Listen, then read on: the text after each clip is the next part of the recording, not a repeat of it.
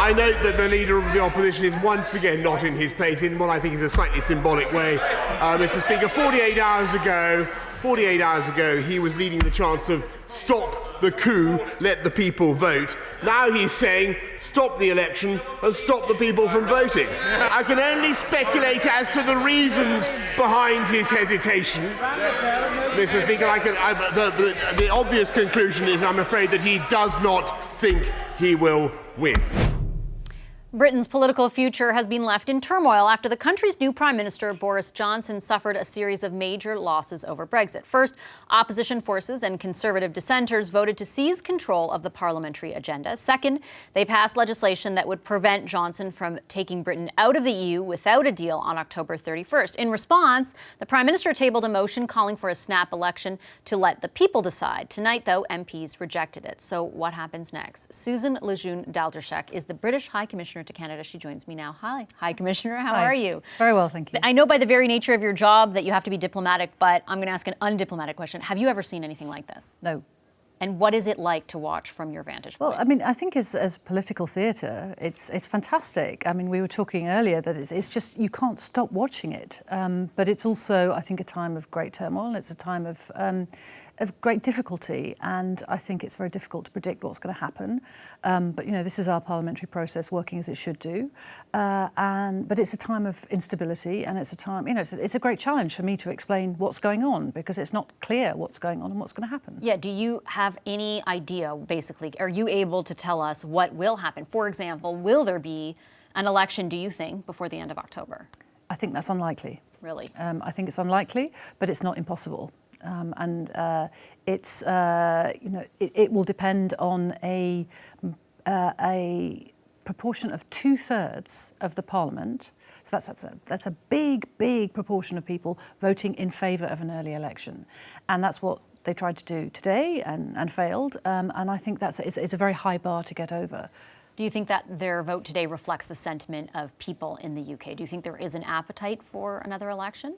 I think there's an appetite for getting something done, and Parliament has basically been paralysed. There's been no majority in favour of anything, and the government's position is even less stable than it was, because as well as one MP crossing the floor yesterday to join the Liberal Democrats, another 21 have lost the Conservative whip, have had it taken away from them last night. So the Prime Minister's position is very difficult, but that's been the case since Theresa May was elected.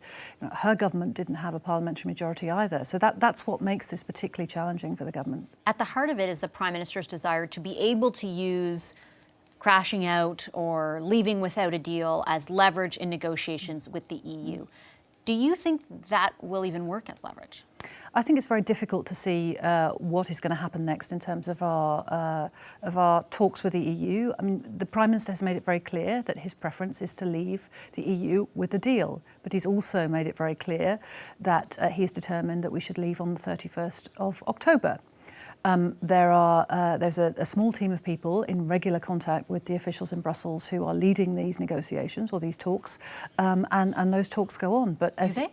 Yes, they're talking twice a week at the moment, so there are talks happening, but time is very short. The 31st of October is not far away, and we only have 2 weeks in theory of parliamentary time before that happens, so it's tight. Do you think people in the UK anticipate the possibility of a hard out? Do you think that that's even, because that's been a threat before? It seems like every time it seems like it might happen, the deadline gets pushed or something happens to make sure that isn't the eventuality. I think people are more and more aware that is a real possibility.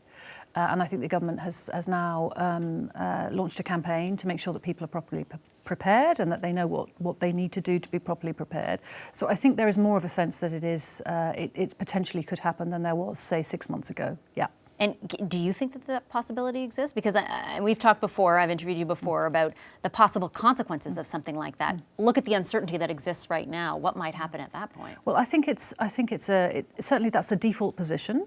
If there's no deal, we would still leave without a deal unless there was an extension to the Article 50 period. So yes, that's still what's on the table. But I think what Parliament has made very clear is that Parliament does not want that to happen. So that's the. But if Parliament is prorogued, what?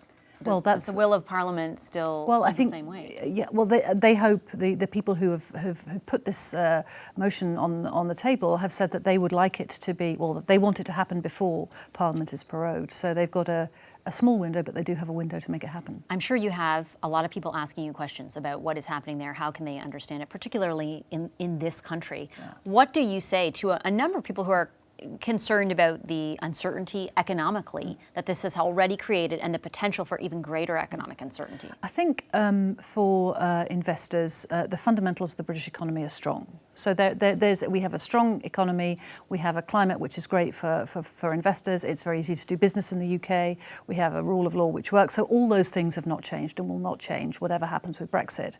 But I understand that Really? those things will still be there. But I think what's very difficult is for people who are making decisions now, because the future shape of our relationship with the EU and our trading relationships with other countries are not entirely clear at the moment. So I understand that there is some hesitancy in some quarters to launch major new investments at the moment. But whatever happens, the UK will remain the UK, and whatever the economic consequences, the government, whoever the government is, will put things in place, and then the Bank of England will take measures to make sure that the economy is stabilised, and that we continue to have a great thriving financial centre in the City of London. The pound has lost 20% though since the Brexit vote in 2016, right? Yes. And I think the sterling dropped to its weakest level in 3 years before Johnson lost the Prime Minister lost his working majority. So there is, the uncertainty is reflected to a degree, right? But for some British companies, that is not necessarily a bad thing. So it's a bit of a balance. So for companies which earn money overseas and bring it back to the UK, that's not necessarily a bad thing. So I think the currency thing is an indicator, but it's not the only indicator of how the economy is going. Before I let you go, I do want to ask you about one other issue, and I know that your representatives have been asked about it as well. That's Jihadi Jack, the revocation of his citizenship by the British government. We had Minister Goodale on, who, and I know there's not a lot you can say about the specific case because of privacy reasons, but Minister Goodale said that he had been given a heads up, and some of his colleagues, they tried to convince their British counterparts not to do this, but they were ultimately unsuccessful. Has it had a negative effect on the relationship between our two countries? No, it hasn't, and I would be very surprised if it did, because it is one case, and I think the reasons have been carefully explained and discussed between our prime ministers and between our foreign ministers. And it was discussed at the prime ministerial level? Yes. Oh, it was. So there was a heads up given to the Prime Minister? Well, subsequent to the decision being taken. So I think, I understand that people are unhappy about the decision, but I think it will not affect the overall relationship between our two countries, which is strong enough to weather that sort of disagreement. Was it the British government abdicating their responsibility and throwing it on the Canadian government? That's not the way I would describe it. How would you describe it? I think it was a decision that was taken with national security and the impact on national security of having Jack Letts back in the country right at the top.